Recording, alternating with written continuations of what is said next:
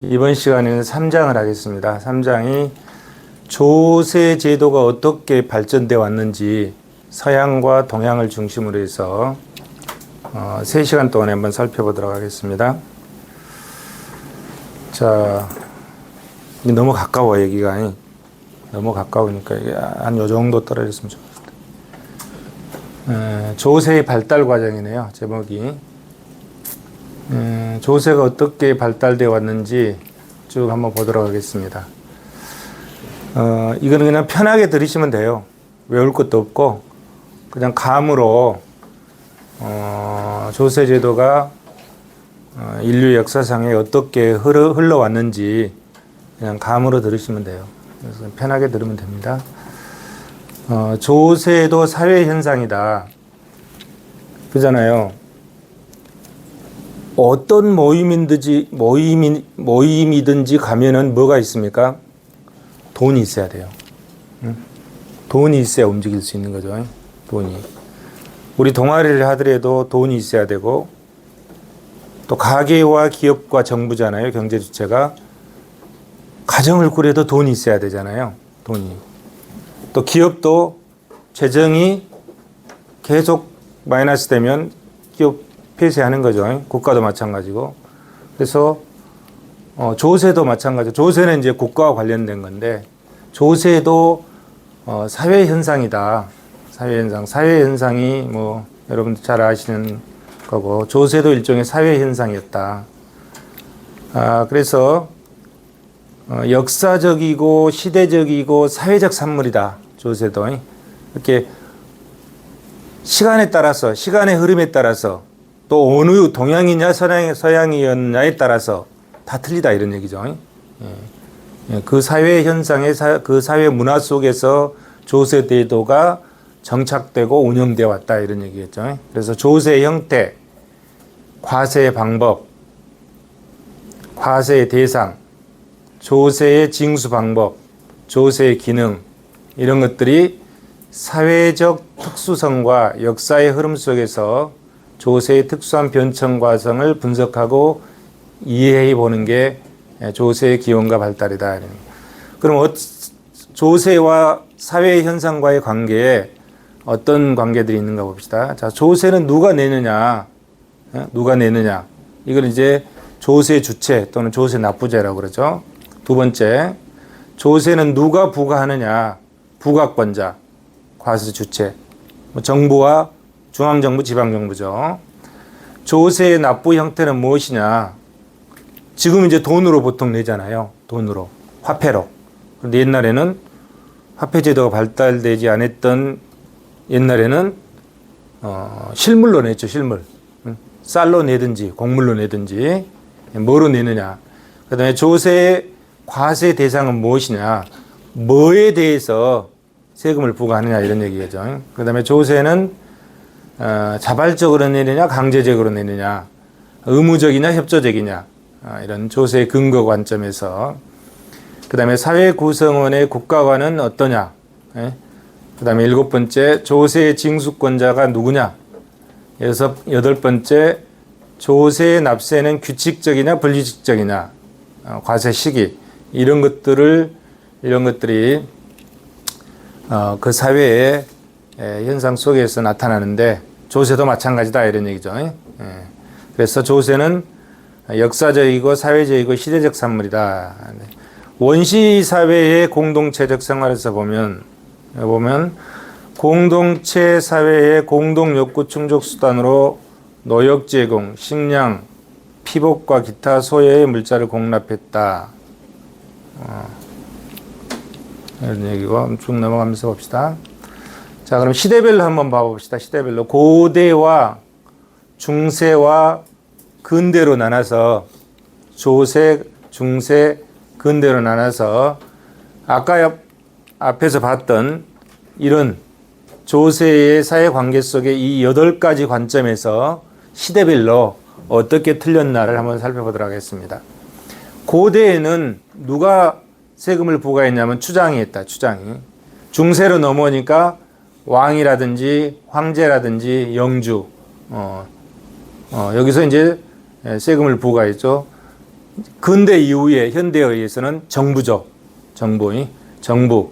우리나라로 하면은 중앙정부 또는 지방자치단체, 서울시, 성남시, 대한민국 정부 뭐 이런 거잖아요. 그래서 과세를 부과할 수 있는 권한이 있는 사람들이 이런 형태로 시대별로 구분해 볼 수 있는 거죠. 납세자도 또 틀려요. 고대에는 부족원 또는 기여력이 있는 자, 중세에 와서는 농민들, 그 다음에 상공계층들, 근대 이후에 와서는 시민들이죠. 국민들. 그 다음에 이제 납세 형태도 보면 고대에는 노역이 뭐죠? 그냥 우리가 가서 일하는 거예요. 불려가서. 진시황의 만리장성 쌀 때 불려가는 거잖아요. 우리가 몸이 직접 가서 노역. 그 다음에 이제 중세에는 현물로. 그 다음에 근대 이후에 와서는 이제 화폐로 내는 거죠. 돈으로 내는 거죠. 그 다음에 과세 객체. 그러면은 어디에다 세금을 부과하느냐 이런 얘기죠. 과세 객체. 고대에는 사람한테 부과했잖아요. 사람이. 이 노역이니까 노역을 누가 합니까? 사람들이 하는 거죠. 사람들이. 그 다음에 중세에는 토지에다 부과했다. 토지에다가. 토지에서 나오는 곡물. 그 다음에 그 지역에서 나오는 특산물. 이런 것에 세금을 부과했다. 이런 얘기죠. 근대에 와서는 저번 시간에 봤듯이 세원, 소득과 뭐죠? 재산과 자본. 이 세원이라고 그랬잖아요. 이런 세원에 대해서 세금을 부과하는 거죠. 소득과 재산과 자본. 그래서 어디에 세금을 부과하는지 이 과세 객체도 달라져 왔다 이런 얘기죠. 또 앞으로 또 어떻게 달라질지 알 수 없겠죠. 그러나 현대에 와서는 여기 정착되어 있는 거죠. 과세 시기도 고대에는 비규칙적이죠. 뭐 전쟁이 일어났다든지 이럴 때 부과한다든지. 그 다음에 중세에도 비규칙적이죠. 비규칙적이다. 그런데 근대 이후에 와서는 규칙적이죠. 매년 부과하잖아요. 매년. 전쟁이 있든 없든 매년 부과하는 거죠. 매년. 법인세, 소득세, 부가가치세 매년 부과하는 거죠. 과세 방법. 고대에는 의무적이고 협조적이었다 이런 얘기죠. 공동생활을 하다 보니까 의무적이고 협조적이었다. 중세에도 자발적이고 협조적이고 또 의무적인 것이 가미됐죠. 근데 근대 이후 현대에 와서는 강제적으로 하는 거죠. 의무적이고 강제적이다. 지난 시간에 조세의 개념에서 대가 없이 강제적으로 징수한다고 그랬죠. 그래서 의무적이고 강제적이다. 징세 방법. 고대에는 직접 기여하고 중세에는 조세 청부인 걷는 사람을 두었다 이런 얘기죠. 세금을 걷는 사람을. 그다음에 근대에 와서 세무서기관 이렇게 지금으로 얘기하면 뭐죠? 국세청 이런데 세무서 이런 거죠. 자, 그래서 고대 사회, 중세 사회, 근대 사회로 나눠서 시대별로 조세가 어떤 특색이 있었는지 한번 살펴봤습니다. 이렇게 살펴봤고 여러분들 잘 아다시피 고대 사회, 중세 사회, 근대 사회에 대해서는 유인물을 참조해 주시기 바랍니다. 자, 그리고 참고 자료로 가신제도 이 앞에 설명을 안 하고 넘어가니까 그러네. 자, 이거 한번 봅시다. 고대 사회는 공동소유, 공동노동, 공동분배를 이런 특징이 있었죠. 그리고 고대 사회가 이루어지는 고대 문명이 메소포타미아 문명, 이집트 문명, 중국 황하 문명, 인도 문명에서 5대 문명이라고 그런가요? 하나, 둘, 셋, 4대 문명이네. 4대 문명 들고 있는 거요. 중세에 와서는 유럽의 중세 사회를 봉건 사회라고 하는데 이는 중세 유럽의 체제가 봉건 제도를 기반으로 했기 때문이다. 봉건 제도는 프랑코 왕국 시대의 가신 제도와 은대지 제도의 결합으로 성립됐다. 자, 봉건 제도의 기초가 가신 제도와 은대지 제도였다 이런 얘기고요. 근대 사회에 와서는 봉건 사회가 무너지고 나타난 사회가 근대 사회죠. 그래서 봉건적 잔재를 청산하고 정치 경제적으로 민주주의와 자본주의 체제를 건설함으로써 자유와 평등과 박애를 실현하는 사회가 근대사회다. 여기서 이제 중세사회를 보면 봉건제도 있잖아요. 이 봉건제도에서 가신제도와 은대제도가 나오는데 그때 가신제도를 보충적으로 설명하고 놓고 있는 겁니다. 남한테 기대서 사는 게 사실은 편하잖아요. 그죠? 기대서 사는 게 편하죠. 기대서 사는 방법이, 기대서 사는 방법이 두 가지로 보잖아요. 집에서, 집에서 데리고, 그렇게 중국에도 보면은 가신들이 뭐 3,000명을 뒀느니 5,000명을 뒀느니 식소들이 있잖아요. 식소들이. 진나라나 고대 진나라나 이렇게 지난 시대에도 보면 그 가신들이 막 한 3,000명을 데리고 집에서 먹고 재우고 입혀주고 다 하는 거죠. 그럼 얼마나 편하겠어요. 그죠? 이런 방식이 있고, 그 다음에 다른 방식은 그냥 토지를 빌려주고 그 토지에서 경작해서 먹고 살게 해주는 거죠. 그러면서 거기에서 토지를 빌려줬으니까 일정 부분만큼 주인한테 갖다 주는 거죠. 이 두 가지 방식이 있었다. 이게. 집에서 직접 부양하는 방법, 토지를 빌려주고 임대료를 받는 방법, 이런 방식에 의한 가신제도다 이런 얘기죠. 가신제도. 그게 기초를 두고 있는 게 뭐죠? 봉건제도다 이런 얘기. 봉건제도. 봉건이라는 거는 봉건께 봉한다 이런 얘기죠. 봉한다. 토지를 주는 거예요. 예를 들어서 중국의 황제가 지방에 내 친족이 내 작은아버지가 내려가면 거기에다가 일종의 왕을 봉하고 거기에서 토지를 주는 거죠. 봉건을 해주는 거죠. 그럼 거기에 중앙정부에 이제 세금도 내고 하는 거죠. 일종의 뭐라 할까요? 지방분권제도도, 지방분권제도. 고대의 지방분권제도도. 그런 형태의 봉건제도의 기초에 가신제도를 설명해 주겠습니다. 이렇게 토지를 빌려주는 방식은 로마 시대의 은대지 제도의 방식을 모방한 것인데 이런 토지를 봉토라고 한다. 그래서 동양에서도 중국의 주나라가 봉건제도잖아요. 주나라가 봉건제도죠. 이런 형태를 취했다. 이런 토지를 그때는 주나라 그 왕제가 토지를 조금만 주는 게 아니라 전체를 봉건을 해주는 거죠. 영주들한테 이런 형태를 짓다. 그래서 중국도 고대에 있었고 유럽은 중세 시대의 봉건지도가 있었죠. 그래서 그거를 참고적으로 설명해 주고 있습니다. 자, 조세의 기원과 발달해서 이건 넘어갈게요. 구석기 시대, 신석기 시대 넘어가고. 자, 또 박은어가 구분해 본 납세 형태와 납세 방법을 보면은 박은어는 이렇게 구분해 봤죠. 아까 누구 거였습니까? 이거는 일반적인 거고. 자, 박은어는 이렇게 구분을 해 봤죠. 고대, 중세, 근세, 근대 이렇게 나눠 가지고 박은어의 구분 형태를 보면 납세 형태가 고대에는 노역 형태였다. 이렇게 사람이 직접 가서 일을 하는 거죠. 중세에는 실물, 토지에서 나온 공물을 얘기하는 거죠. 그 다음에 근세에는 화폐, 그리고 근대, 이유도 화폐다 이런 얘기죠. 과세 방법은 고대에는 군주의 독단적 부과 방법, 중세에도 군주의 독단적 부과 방법, 근세에는 군주와 인민이 상호 협의해서 부과하는 방법, 현대에 와서는 강제적이고 의무적인 방법, 이런 방법.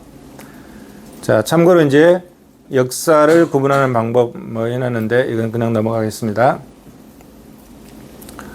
자, 그 다음에 셜리그만이 구분하는 방법을 한번 보면 셜리그만은 조세를 1단계, 2단계, 3단계, 4단계, 5단계, 6단계, 7단계로 구분을 했죠. 그래서 첫 번째 단계에서는 기부 또는 증여의 성격을 가지고 있다. 기부 또는 증여의 성격. 그 다음에 조금 더 이제 진전된 형태로 가서 국왕의 인민에 대한 원조 요청의 형식으로 납부했다. 조세를 원조 형식으로 납부했다. 세 번째 단계는 국가로부터 얻은 혜택에 대한 인민에 대한 보답으로 납부했다. 이걸 이제 여기서 이걸 이런 형태로 이제 이익설이라고 그러죠. 그다음에 네 번째 단계에서는 개인적 희생으로 납부했다. 희생설이라고 그러죠. 이걸 희생설. 그다음에 다섯 번째 단계로 조세 납부는 당연한 것으로 개인의 국가에 대한 의무로서 납부한다. 이걸 이제 의무설이라고 그러죠. 의무설. 여섯 번째 단계는 강제적으로 납부한다. 현대죠. 일곱 번째 국가는 조세는 국가의 일방적 부과를 통해서 납부한다. 이런 변청 과정을 통해서 조세가 흘러왔다. 이런 얘기죠. 자, 갤로프가 구분하는 방법을 한번 살펴보도록 하겠습니다. 갤로프는 초기 단계, 그 다음에 근대, 초기와 근대로 나눠서 구분을 했는데 살펴보죠. 자, 과세 방법은 초기 단계는 귀족 또는 신하가 자발적으로 왕에게 증여 형식으로 납부했다. 근데 근대에는 의무적으로 한다. 이런 얘기죠. 조세의 성격적인 측면에서 봤을 때 초기 단계는 추장에 대한 보수 형식으로 납부하고 개인적 기부의 성격을 띈 것에 비해서 근대 국가는 예산의 재원 조달 수단으로 납부하고 법에 의해서 한다. 이런 얘기죠.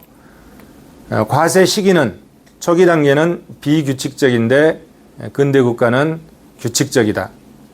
그 다음에 조세 목적으로 보면 초기 단계는 특수한 지출을 위해서 징수하는데 근대 국가는 보편적 재원 조달 수단으로 수납한다. 이러고 그 다음에 납세 형태를 보면 초기 단계는 실물과 노예계 형태로 납부하고 근대 국가는 화폐로 납부한다. 이런 얘기죠.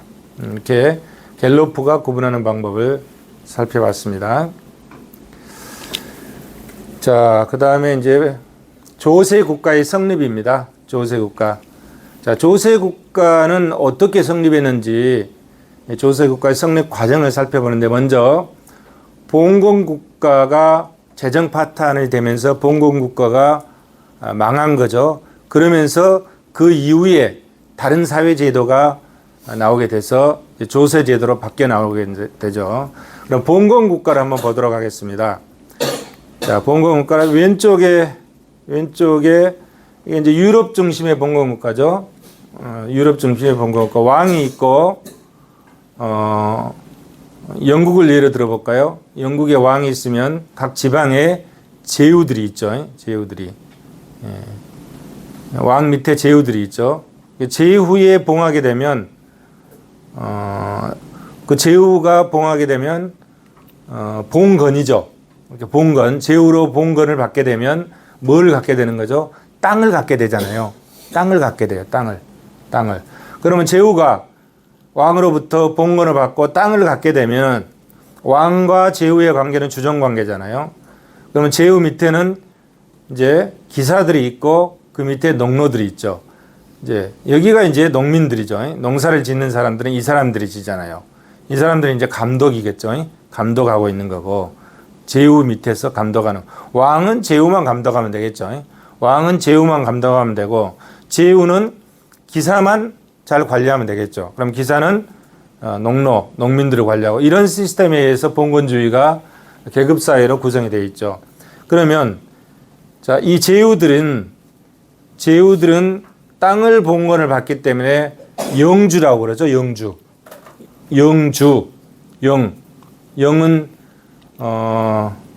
영은 일종의 뭐 땅이죠. 예를 들어 뭐 경기도를 봉했다. 그러면 뭐 땅이겠죠. 경기도의 주인 영주 제후로 봉했다면 우리나라 이런 시스템이 아니었죠. 일테면 경기도 땅을 전체를 갖고 있는 거죠. 이 사람이. 그러면 그 땅을 이제 농민들한테 주고 농민들은 농사를 짓게 되잖아요. 그러면 농민들이 농사를 짓게 되면 그 땅에 대해서 뭘 내나요? 임대료를 내야 되는 거죠. 땅을 빌렸으니까 땅을 임대를 받았잖아요. 영주한테 이 제후들한테 농민들이 땅을 임대를 받았기 때문에 임대받은 땅에 대해서 농사를 지어가지고 임대료를 지급하는 거죠. 임대료를 지급. 그것이 뭐냐면은 이 농민들이 영주한테 지급하는 그 임대료, 그것이 영지 수입이라고 합니다.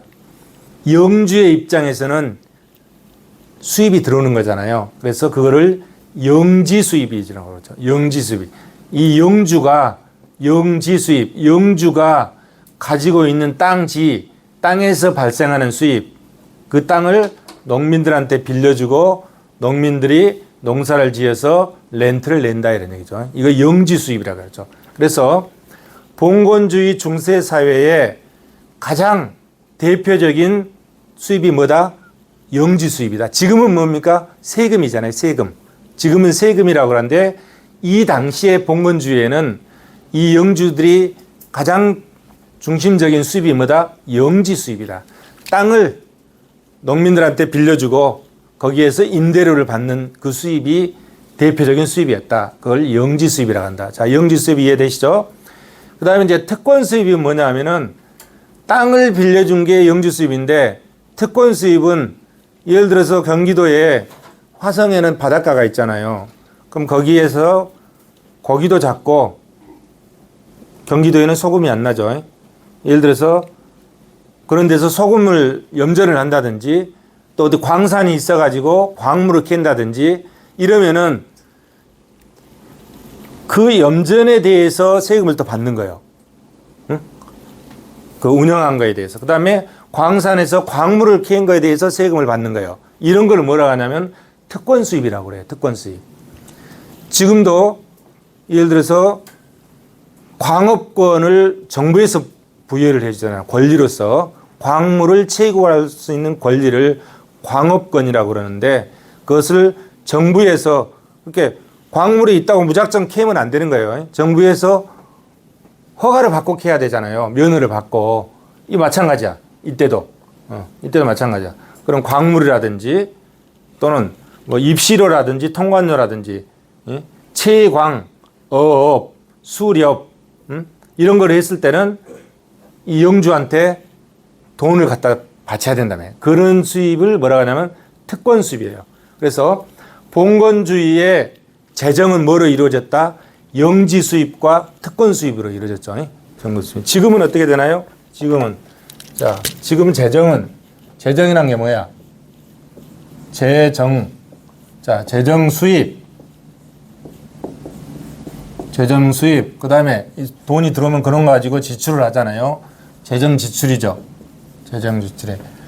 지금은 대부분이 조세, 세금이잖아요. 세금, 그 다음에 수수료, 기타, 그 다음에 뭐 부채, 돈 빌려 쓰는 것, 이런 식으로 재정 수입을 조달하잖아요. 현대는, 이거는 현대야. 지난 시간에 설명했죠. 현대에는 이렇게 조달하는데 이 당시는 어떻게 조달했다? 이 재정 수입이 뭐였다? 이런 형태가 아니고 이거였다 이런 얘기죠. 영지 수입과 특권 수입이었다 이런 얘기죠. 영지 수입과 특권 수입. 자, 중세의 유럽의 봉건제도를. 자, 봉건주의는 뭡니까? 지방분권제도입니다. 지방분권. 자, 땅을 뚝뚝뚝뚝 띄워주고 네가 거기 가서 백성들을 다스려라 이런 얘기예요. 그러니까 지방분권이잖아요. 우리나라로 얘기하면은 전라도, 경상도, 뭐 충청도, 경기도 이렇게 분권화되어 있잖아요. 이런 식의. 예.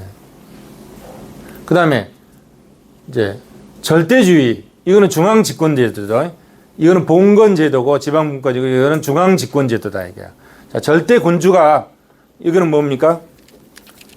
여기는 영주를 봉해서 땅을 똑똑똑 띄워주는데 여기는 중앙집권은 뭐냐면 영주를 봉한 게 아니라 뭐죠? 관리를 파견하는 거예요. 관리를 파견하는 거야. 그러니까 관리를 파견하니까 땅은 누구 거야? 절대군주 거죠. 여기도 물론 땅은 이 사람 거지. 왕 거지. 응? 왕인데 여기저기 봉건을 해주고 각 지역마다 이렇게 땅을 다스리잖아요. 근데 여기는 이런 시스템이 아니고 여기는 뭐냐면 땅을 띄워주는 게 아니라 각 지방마다 뭘 파견하죠? 관리를 파견하는 시스템이죠. 이게 중앙집권이죠. 중앙집권 시스템이다. 그러면서 어떻게 넘어가나요? 봉건주의가 없어지고 절대주의 중앙집권 체제로 바뀌었다가 지금은 어죠? 대부분의 국가가 민주주의 체제로 바뀌어 있죠. 물론 공산주의 국가도 사회주의 국가도 몇 군데 있겠지만 대부분은 민주주의 국가라. 북한도 민주주의 국가라고 그러잖아요. 응? 북한도 민주주의라는 명칭을 붙이잖아요. 민주주의라는 명칭을. 대부분 다 민주주의 국가다. 이런 형태로 바뀌어왔다 이런 얘기죠. 자, 그래서 그러면 이 봉건주의의 재정이 영지 수입과 특권 수입이었는데 봉건주의가 어떻게 파탄했는지 한번 보도록 하겠습니다. 이건 참고 자료. 시간이 있으면 설명하면 좋은데 시간이 부족하니까 넘어가죠. 이것도 넘어가고. 자, 봉건국가의 재정 파탄. 자, 가산국가였다. 가산국가. 가산국가는 뭡니까? 가산국가는 여기 보면 영토와 주민, 거주민을 군주의 사유물로 간주한 형태의 국가제도다. 이게. 군주의 사유물이었다. 영토와 거주민이 군주의 사유물로 간주해서 국가의 재정과, 그러니까 이럴 때는 국가의 재정과 군주의 재정 사이에 구분이 없는 거죠. 구분이 없는 거지. 곧 뭐죠? 영국 왕실의 재정이 곧 뭐죠? 국가의 재정이었다 이런 얘기요. 영국 왕실의 재정이 곧 국가의 재정이었다. 이런 형태의 나라가 가산국가다. 가산국가. 자, 봉건국가는 토지를 생산 수단으로 하는 농업사회의 생산을 기반을 배경을 한다. 재정적으로는 그가 소유하고 있는 영지로부터의 수입, 아까 영지 수입과 특권 수입이라고 그랬잖아요. 영지로부터 수입을 확보하는 국가다. 이러한 형태의 봉건국가는 군주의 재정이 곧 국가의 재정이었다. 이런 얘기고요. 그런데 이러한 봉건국가가 어떻게 재정이 불완전하게 되는지 그 배경이 두 가지가 있잖아요. 여기 보면은 뭐죠? 화포와 대포가 발견됐다. 화포와 대포가 발견됐다. 그 다음에 화폐 경제가 발달했다. 이 두 가지 요인으로 인해서 이제 봉건국가가 재정 파탄이 이루어지게 되죠. 먼저 화포와 대포가 발견되니까 왜 재정 위기를 초래했냐? 자, 중세 시대에 영주 국가는 부국강병을 추구했다 이 말이에요. 그러니까 그냥 말 타고 활 쏘고 칼로 전쟁하던 시기보다 이제 화포와 대포가 발명이 되니까 이 화포와 대포를 무기를 만들고 또 그 군대를 유지하기 위해서 돈이 굉장히 많이 필요했을 거 아닙니까? 돈이 필요하게 되는 거죠.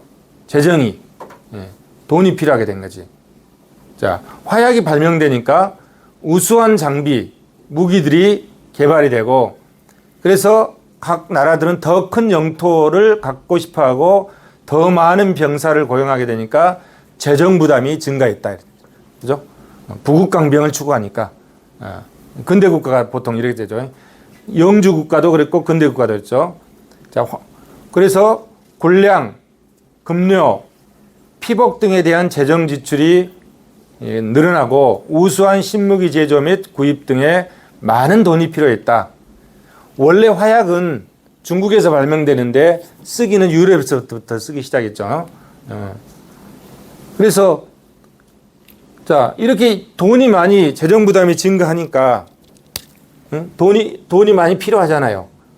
자, 부국강병을 추구하다 보니까 돈이 많이 필요하단 말이야. 그러면 봉건국가에서는 아까 무슨 수입만 있다고 그랬죠? 영지 수입과 특권 수입만 있다고 그랬잖아요. 이것만 가지고는 봉건국가의 재정을 충당할 수가 없는 거야. 이것만 가지고는. 그런데 이 시기와 더불어서 화폐와 화약과 대포가 발명되는 이 시기와 더불어서 중세시대에 또 어떤 경제적으로 어떤 현상이 생기냐면 화폐 경제가 발달하게 돼요. 화폐 경제가. 자, 화폐가 통용이 되니까 교환 경제가 촉진이 되고 화폐 유통을 더욱 조장했다. 그러다 보니까 상인 계급이 등장하게 되고 자본주의 제도의 시장 경제가 확립되기 시작했다. 이런 거죠. 예? 예. 시장 경제야. 그래서 이 두 가지 시장 경제가 확립되면서 상인들이 부를 축적해 가죠. 그러면 자, 돈이 또 넘어가서 봅시다.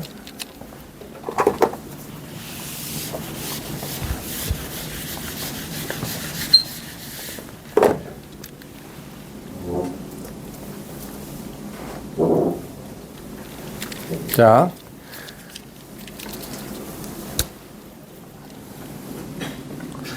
아까 여기까지 설명했죠. 부국강병,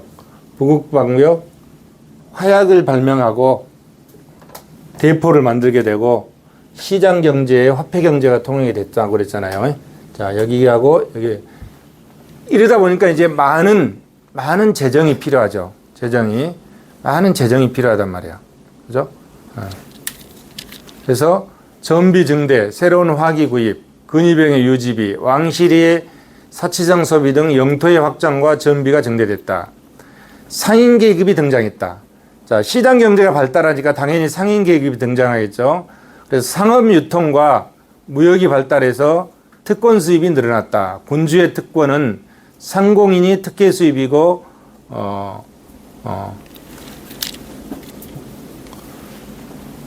군주 입장에서는 그렇게 아까 봉건제도에서 여기가 제후가 있고 여기에 이제 농노가 있고 또 상공인들이 등장하게 되잖아요. 상공인들이.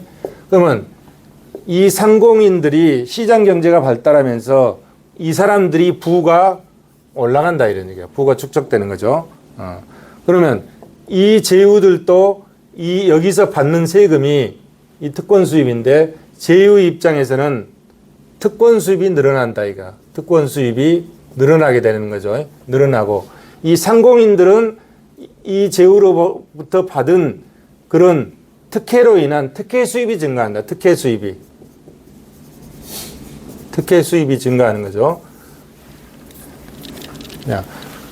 그래서 이 제후들은 봉건국가의 제후들은 특권 수입이 늘어나고 재정이 좀 튼튼해졌죠.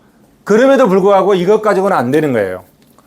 이것 가지고는 재정 유지가 안 되는 거야. 그러다 보니까 어떻게 되냐면 이 사람들한테 돈을 빌리게 되는 거죠. 이 사람들이 이제 이 상공인들이 부를 많이 축적을 했잖아요. 부를 많이 축적을 하니까 이 제후들이 이 사람들한테 돈을 빌려요. 돈을. 이거는 이제 이 특혜 수입은 일종의 세금이잖아요. 세금으로 가져가는데 그래도 제후들이 돈이 부족해. 군대를 유지하려고 하니까 돈이 부족해. 돈이 부족하니까 그 돈을 누구한테 조달하냐면은 이 상공인들한테 돈을 이거는 특혜 수입으로 갔는데 뭐라고 하죠? 이제 부채로 돈을 빌리는 거예요. 돈을 빌리는 거야. 예? 돈을 빌려요.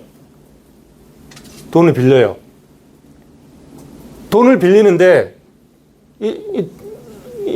돈을 빌리는데 이 돈을 갚아야 되잖아요. 나중에. 그죠? 돈을 갚아야 돼. 돈은 이제 이 상공인들이 이 시장 경제가 발달하면서 부를 많이 축적하잖아요. 근데 돈을 빌려주고 제후들이 돈을 갚아야 되는데 돈을 갚을 수 있는 방법이 없어. 왜? 재정 수입이 없으니까. 이것 가지고 이 특권 영지 수입이나 특권 수입을 가지고는 턱없이 부족하단 말이야. 그러니까 돈을 빌렸어. 돈을 빌려가지고 군대도 유지하고 군인들 월급도 주고 무기도 사고 부국강병을 추구하는데 이 상공인들한테 빌린 돈을 갚을 수가 없는 거예요. 수입이 없으니까. 근데 이제 한 가지 방법이 있잖아요. 뭐 있죠? 이 영주, 이 제후들이 갖고 있는 게 뭘 갖고 있죠? 땅을 가지고 있잖아요. 땅을. 그러니까 돈을 못 갚으니까 땅으로 갚는 거예요. 땅으로 뛰어져서 갚는 거예요. 땅으로. 응? 돈으로 못 갚으니까. 그러면 어떻게 돼? 자, 만약에 영국이 이렇게 되는데 여기 영주인데 여기도 영주가 있을 거고 여기도 영주가 있을 거 아니야. 땅을 띄어서 갚아. 땅으로. 땅으로. 제일 쉬운 방법이잖아요. 땅으로 바쁜 거야. 그러다 보니까 초기에는 이 땅이 전부 다 영주 땅이었잖아요. 임금 땅이었는데 나중에 땅으로 이렇게 바쁘다 보니까 이 땅이 어떻게 되죠? 사유화 되는 거야. 개인의 땅이 사유화 되는 거죠. 땅이 사유화. 그죠? 사유화 되는 거야. 그러면서 시장 경제가 더 발달하고 자본주의 체제로 계속 흘러가면서 소유권이 보존을 해줘야 되잖아요. 소유권을 당연히 보존을 되니까 이제 이 사람들이 돈 빌려준 걸 땅으로 받아가지고 토지 소유권이 점점 어떻게 되죠? 사유화되고 시장에서 거래되는 형태로 변해가는 거죠. 이렇게 변해가더라 이런 얘기죠. 그래서 그러면 결국은 어떻게 돼요? 이 영지 수입과 특권 수입만 가지고는 안 되니까 이 사람들한테 빌린 돈으로 땅으로 갚다 보니까 어떻게 돼? 나중에 가서는 더 이상 할 수 없는 상태가 되면 어떻게 되죠? 이게 무너지는 거지. 무너지는 거죠. 그래서 봉건주의의 재정 위기를 초래하게 되고 봉건주의의 재정 파탄이 이루어지는 거죠. 그래서 봉건주의가 완전히 무너지게 되는 거죠. 무너지고 봉건주의가 무너지고 다른 형태의 사회제도, 다른 형태의 정치 시스템, 다른 형태의 시장 형태가 나타나기 시작하는 거죠. 이제 이렇게 바뀌어간다 이런 얘기예요. 자, 여기 밑에 있죠. 중상주의 정책은 재정적 위기 극복의 소산이다. 그죠? 이 말 이해되시나요? 중상주의 정책은 재정적 위기 극복의 소산이다. 그렇잖아요. 이게 파탄되고, 파탄되는 거죠. 이 중상주의 정책에 의해서 상공인들이 번성을 누리게 되고, 이 사람들이 경제의 중심이 되는 거죠. 그 다음에 상인 계급의 부채를 조달하고 부채가 증가하면 상한불능하게 되니까 토지로 갚게 되고 재정 파탄이 이루어졌다 이런 얘기죠. 담보로 설정된 영지는 상인 계급으로 넘어가게 되고 토지가 사유화되기 시작했다 이런 얘기죠. 자, 여기까지 이해되시죠? 이게 봉건주의의 재정 파탄이다 이런 얘기야. 재정 파탄이 이런 과정을 거쳐서 재정 파탄이 이루어지고 새로운 시스템이 나타나기 시작했다 이런 얘기죠. 그걸 이제 결론만 가지고 있는데, 자, 아까 여기서부터죠. 여기서부터 중간 과정을 다 생략하고 아까 결론만 가지고 있는데 한번 쭉 보죠. 여기서부터.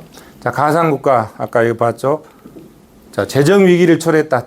화약과 대포로 인해서 재정 위기를 초래하고 화폐 경제가 발달하면서 봉건국가의 재정이 급격하게 늘어나서 재정 파탄이 이루어지는 과정을 봤죠. 그래서 봉건국가의 재정난, 자, 절대 군주제하의 중상주의 정책, 영지 수입, 특권 수입, 그러면서 부채, 토지가 사유화되기 시작하죠. 그 과정을 쭉 설명해 놨습니다. 자, 우리 사회 시스템을 한번 쭉 둘러보고 갈까요? 자, 여기 보시면 경제 문제 해결 방식에 따라서 경제 문제의 해결 방식에 따라서 그 다음에 생산수단과 재화의 소유 형태에 따라서 어떻게 구분하는지 한번 여러분 잘 아시겠지만 다시 한번 살펴볼까요? 자, 경제 문제를 어떻게 해결할 것이냐에 따라서 시장경제, 계획경제, 혼합경제, 우리는 이걸 택하고 있죠. 현재 우리는 이걸 택하고 시장경제. 그 다음에 생산수단의 수단과 재화의 소유 형태에 따라서 자본주의와 사회주의가 있죠. 우리는 자본주의 체제를 가지고 있죠. 자본주의 시스템을 채택하고 있는데 이 자본주의의 폐해가 너무 심하다 보니까 이 사회주의의 이 이론이 자꾸 여기에 이제 가미 되는 거죠. 가미 되는 거잖아요. 자, 이런 경제 체제를 가지고 있죠. 우리는 자본주의와 시장 경제의 경제 체제를 가지고 있다 이런 얘기죠. 그죠? 그러면 자, 경제 문제. 저번 시간에 봤듯이 욕구는 무한하다 이런 욕구는. 근데 자원은 한정돼 있잖아요. 욕구는 무한한데 자원은 한정돼 있단 말이야. 어? 자원의 희소성, 선택에 직면하죠. 합리적 선택, 어? 합리적인 선택을 통해서 경제 문제를 해결하게 되는 거죠. 합리적인 선택. 자, 무엇을 얼마나 생산할 것인가, 어떻게 생산할 것인가, 누구를 위해 생산할 것인가, 이 시스템 올라가죠. 예. 합리적 선택. 이 합리적 선택에서 합리적 선택이라는 게 뭐죠? 합리적 선택은 이거잖아요. 여기 기업이 있고, 여기가 가게가 있고,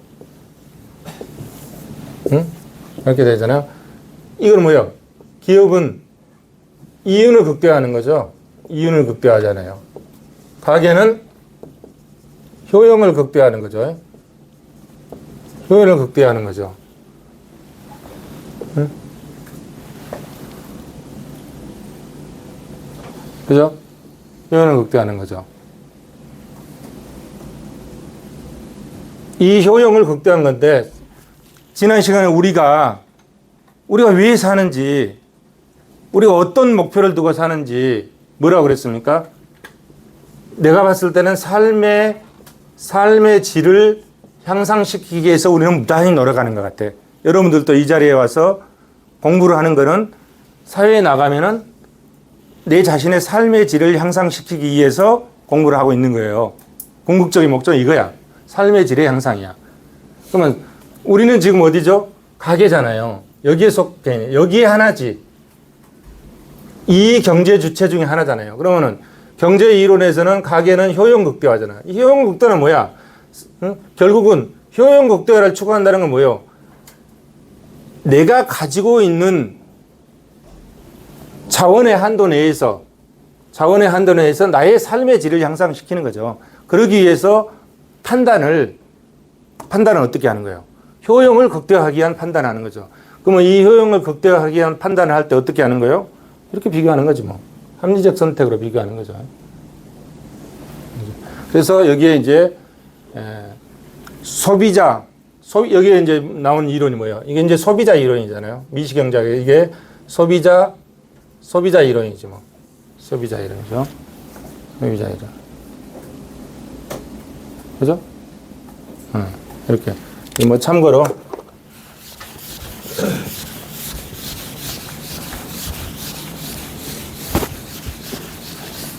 자, 또 봅시다. 중농주의, 중상주의. 아까 본 거니까 이거는 넘어가겠습니다. 중농주의, 중상주의.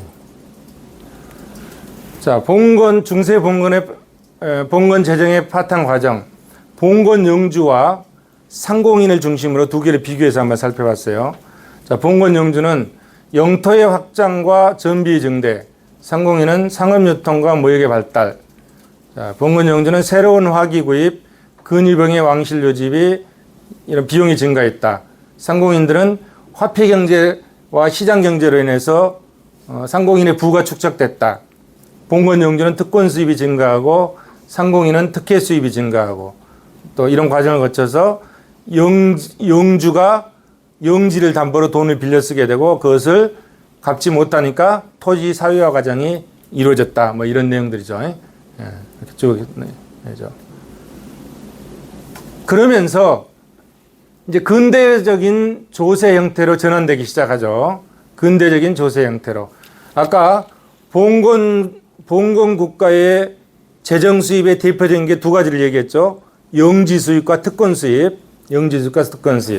근데 이제 근대적인 조세 형태로 전환되면서 어떤 형태로 바뀌는지 한번 봅시다.